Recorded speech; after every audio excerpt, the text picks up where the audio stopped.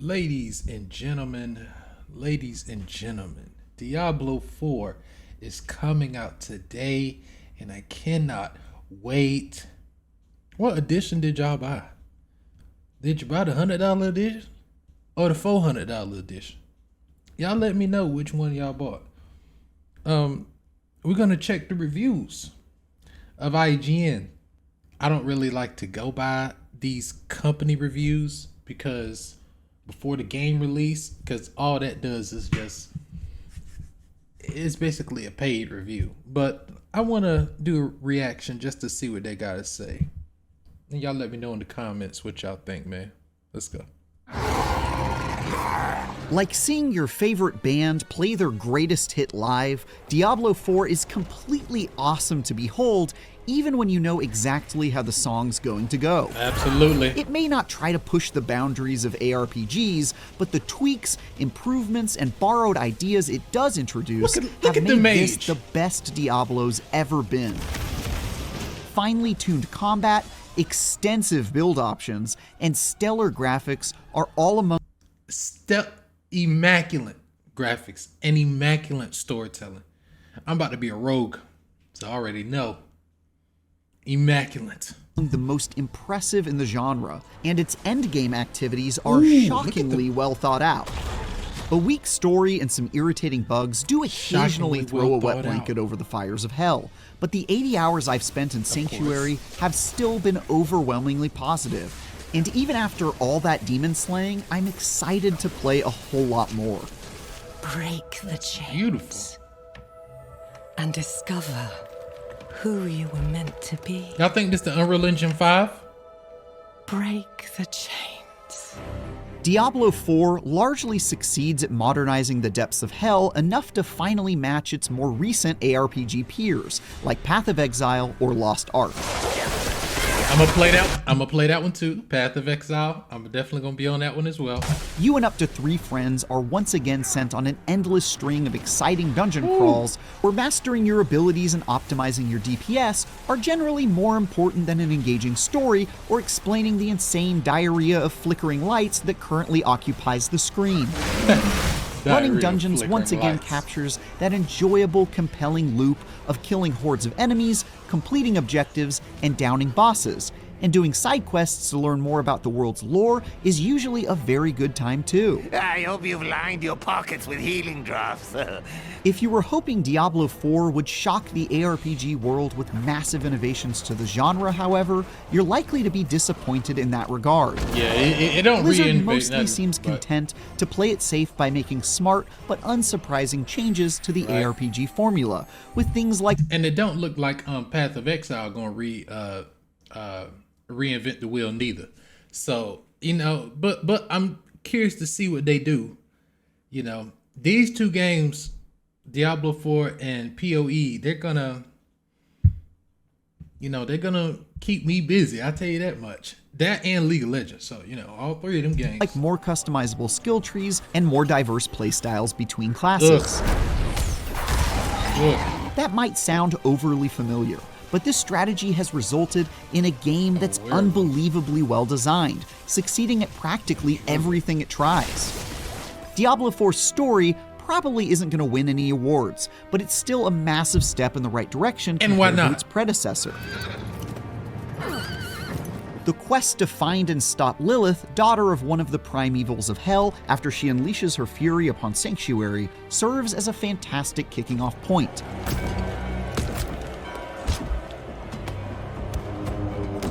Gone are the days of WWE-like voice performances and dreadfully cheesy dialogue. Now, our true work begins. The Queen of Succubi is one of the most complex villains the series has ever seen, with motivations that even made me question the justness of my own cause. And now, all that you might have been... Look at the detail. ...has been stolen from me. But before you get any real payoff for what's expertly set up in the first act, you'll spend most of the next 4 going on tangentially related errands with more filler than a packing peanut factory. We're not here to collect. The result is an interesting but disjointed story, which is a real shame, because anytime Lilith is on screen, it's engrossing stuff. but she's largely hidden behind a curtain waiting for the final act of the campaign, with a payoff that then doesn't stick the landing. Oh, see, I don't like to hear that. Can't be. The ending does at least nicely set up a whole host of possibilities for Diablo 4's inevitable updates and expansions, but it's hard like not to that. feel let down by what this story could have been. See,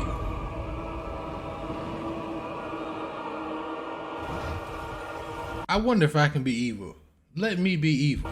Thankfully, rolling credits in a Diablo game means you've only just finished the appetizer, not the main course. When it comes to the things that really matter, like combat, build crafting... Bro, that's stupid. This is stupid. Look at this. This is stupid. Thankfully, Look at rolling this. credits in a Diablo game means you've only almost just make you wanna finished play the a mage. appetizer, not the Look at main this. course.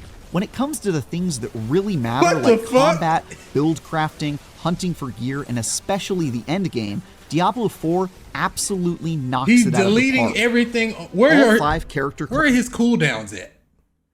classes are a ton of fun to play as. The rogue darts around to deal extreme damage in an exhilarating high-risk, high-reward trade-off. The sorcerer creates horrifying cocktails of destruction, like this Horrifying disgusting cocktails. lightning build I brewed up to stun everything Yeah, I around me see. constantly. God damn. The necromancer raises and manipulates the corpses of fallen enemies to carry out their foul desires.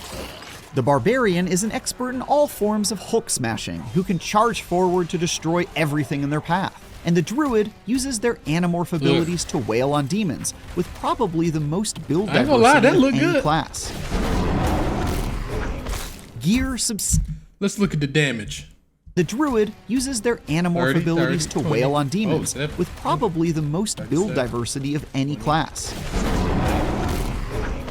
Gear substantially affects Okay. the paths you might choose to take So they did buff up the druid. Okay. a character down. For example, you might get a magical pair of pants that heal you when standing close to enemies, warranting a shift in your build from slaying enemies from afar to something close quarters. Or maybe, like me, you'll get devilishly lucky when you find a weapon that sometimes casts 2 lightning spells for the price of 1, leading to some absolute mayhem. Wow. Trying out new builds and experimenting with powerful equipment is one of the best parts of Diablo 4. I spent most of my time on my sorcerer, where I continuously discovered new and extremely rude ways to be the best glass cannon I could be, like equipping an ice shield that froze enemies for the sin of attacking me to remove said shield. The variety of systems available to optimize your character are so numerous that it can be pretty dizzying at first, like even for a that. Diablo veteran like me. But when I like properly that. mastered, this is easily one of the best build crafting toolboxes of all time. Whether Should I even go any further and react to the video? It don't get no better than, and he ain't even get to the Paragon. it's the dense skill trees, the endgame Paragon boards and powerful glyphs that can be upgraded and socketed into them, the plethora of loot options across various world tiers and rarity levels, the gems and vendor upgrades you can use to make that equipment even better, or the fact that gear perks can be tweaked to optimize them for a certain build. Blizzard seems to have thought of just about everything. And all that control meant I never came close to feeling like my time wasn't being respected when a loot drop didn't happen to go my way. Dungeon Masters, welcome. Okay. Diving into the bone-riddled halls of this ancient tomb, I remember they did say a lot of dungeons look the same, so let's see if they switched it. or this demon body part exhibit, is a consistent joy. No matter what class you've chosen, shredding your way through piles of wretched reprobates is usually effortless fun that lets you flex your unrivaled power.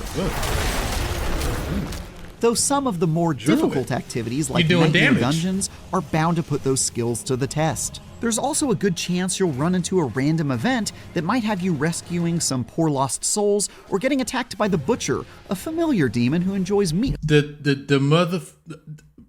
thing killed me. I tried to run away and it hawked me down. I can't stand this thing. It popped up out of nowhere. Hooks more than I thought possible.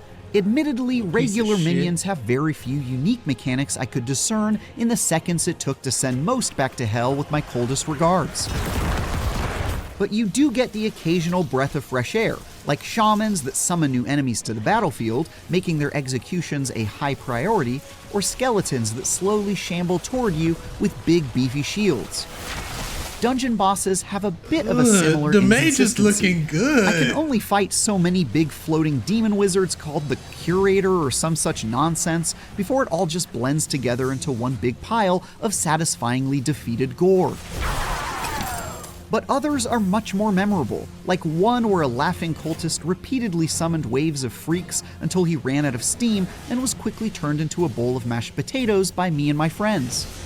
Speaking of friends, Diablo 4 is great for making them, as an online connection is required to push back the forces of evil. While this comes with the expected rare hitches, like getting disconnected or having to wait in short queues to play during a short queues. particularly busy time, the benefits far exceed the drawbacks. There's a much greater sense of discovery now, as you encounter other players out in the wild or murder them in cold blood in a Should I PvP be zone. amazed and stay? Look at this shit. And those He's setting up traps all around the map. That shit is stupid. Dog, that shit is crazy. He got high ass. Oh, I don't like that. He got high cooldowns. Or murder them in cold blood in a PvP zone. I don't And know those if I like chance that. encounters when you're taking down a world boss, for example, can turn into Take a look new at his online cooldowns friends. again. Look at them It's traps especially he set cool up. that trading and clans seem to have greatly increased in prominence compared to previous Diablo games. And there's a real sense of community around taking down endgame group activities together. like tickling That's them. the kind of magic you can get in an online game. God, and that I'm bar very ain't even excited to see moving. what ridiculous shenanigans the community gets up to. Oh my god, that looked like a one shot. Optimizing your build and coordinating with your squad means nothing if there aren't endgame activities waiting to be conquered. And Diablo 4 has quite possibly the best day one endgame experience I've seen. Once you've beaten the campaign, you'll be able to run bounties for the extremely creepy Tree of Whispers, which spawns new activities infinitely in exchange for high-level loot drops. Doing like so that. at higher world tiers also gives you keys to nightmare dungeons, which are more challenging versions of existing levels that add crazy stuff, like an invincible crystal that magically chases you while you fight souped-up enemies. I was around What? Where's the crystal at? crystal Oh, that that one. magically chases you while you fight souped-up enemies. Oh, I see the crystal. I was around level 43 when I finished the campaign, but at level 50, you'll also be ready to tackle the first capstone dungeon, a mostly by-the-numbers dungeon that serves as a power check to unlock the third world tier, and which grants access to a variety of new activities. Monsters give 100% increased experience. Monsters drop 15% more gold. Monsters overcome 20% resistance. New. Scared. I can't read now, so I'm assuming they say scared items. Scared items and unique items can drop. Can drop. So what about if it's on veteran? I mean, it don't drop. Nightmare sigils can drop that unseal nightmare dungeons. High tides can appear across sanctuary.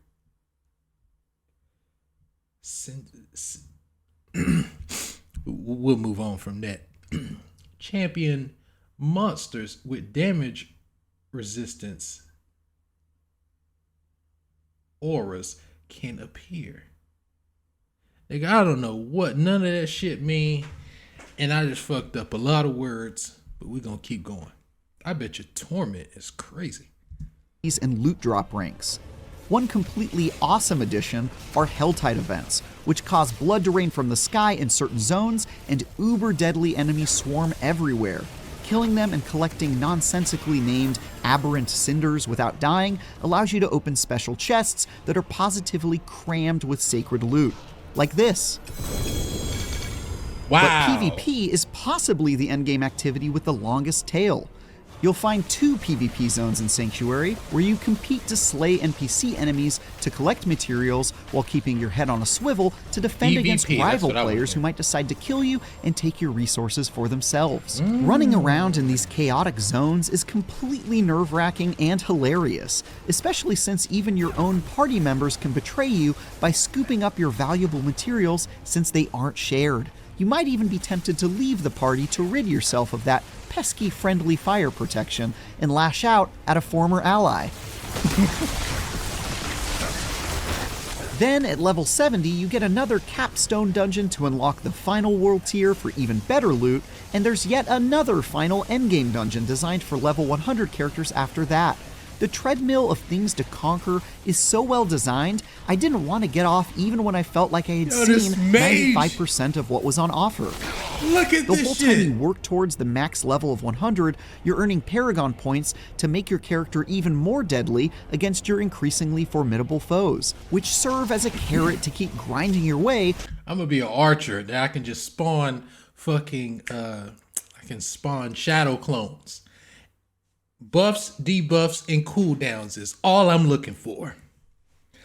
Oh, and damage, of course. Buffs, debuffs, cooldowns. Through Tree of Whisper bounties, Helltide events, and PvP zones. The endgame grind to reach that max level is practically perfect in terms of variety, replayability, build crafting, and more. Even if you somehow run out of things to do in the endgame for one character, rolling a second or third instantly becomes a fresh experience, since the campaign is optional after you beat it once, and certain account-wide bonuses instantly give your new Barbarians character a remind boost. me of The most Darius in important League of of these Legends. unlocks is your mount, which allows your new characters to race off to faraway parts of the map so you can begin leveling with whichever activities you want. Tackling dungeons or participating in PvP from the fresh perspective of a whole I'ma new be an class archer. I don't immediately like shakes that. off any dust Diablo 4's lengthy grind might gather and extends the good times even further than I thought possible. The only things that can occasionally knock that train off the rails are a few nasty bugs. For example, if you enjoy teleporting Which is expected because, for some reason, nowadays, in the words of Asmongold, it's just the way it is, around as a sorcerer, be prepared to get stuck in the ground literally hundreds of times, like this. Thankfully, fuck? that can be resolved by just teleporting back to town, but I wasted a lot of time Nah. retracing my steps, Nah, only yeah, for it see? to happen again a few minutes later. See, There's also some and that just messes up the flow of the game. See, y'all gotta fix that. weird rubber banding that sometimes goes on when you try to go from one region to another that prevents you from entering a zone. Most of Diablo 4's issues are extremely specific things like this that will probably get patched, but they were noticeable enough to tangibly impact my enjoyment a bit in the meantime. It breaks the flow of the game. It make you be like, man, let me just stop right now and come back a little later. Diablo 4 is a stunning sequel with near-perfect endgame and progression design that makes it absolutely excruciating to put down. The story is disappointing, despite still being a noticeable improvement What? over Diablo 3, and there are some It's annoying bugs that disappointing? need squashing. But the combat, the loot game, and both the sights and sounds of this world are impressive enough to smooth over those rough edges. Is the story disappointing though? Man, Diablo 4 takes the strategy of refining things the series already did so well rather than giving it a massive overhaul. And that careful and reverent path has shaped this massive sequel into one of the most polished ARPGs ever created, A 9? which makes slicing through the legions of the Wow. damned a hell of a good time. we're talking game of the year right here. For more, check out our reviews of Gollum and The Legend of Zelda: Tears of the Kingdom. Game of the year got to be. Let me know what y'all gonna make. Put it down in the comment section. I'm about to be a rogue, and I'm about to name my rogue. No, I'm not gonna tell you. I don't want y'all taking my shit. I'm gonna catch y'all in the next video, man. Peace.